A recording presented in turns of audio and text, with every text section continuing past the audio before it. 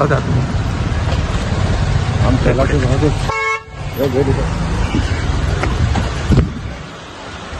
आपाया. Hello.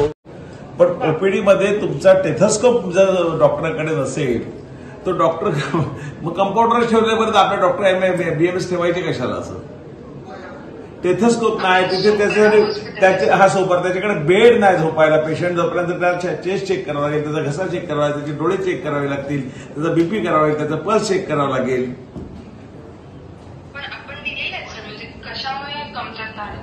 आता कशामुळे कमतरता आहे हे तुम्हाला माहिती.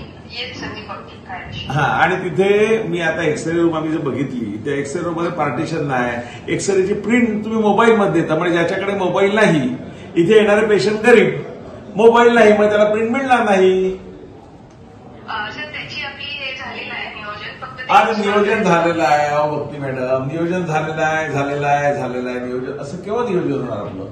काय मुहूर्त कसला बघतो त्याच्यात? असं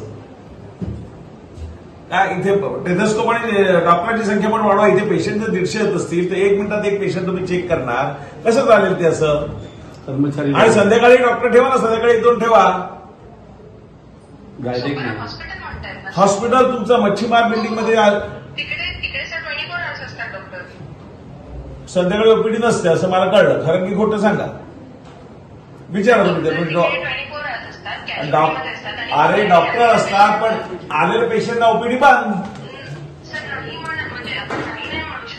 ओपीडी चालू आहे असं तुम्ही लिहा ना तिथे. ओपीडी चालू आहे 24 तास, 12 तास, 4 तास, बरोबर. आणि इथे हे टाका गायनॅक पण इथे नाहीये, गायनॅक नाहीये इथे. आणि हॅलो, मी पत्र देतो तुम्हाला, गायनॅक इथे नाही. एमडी मेडिसिन इथे आठवड्यातून 3दा देतात.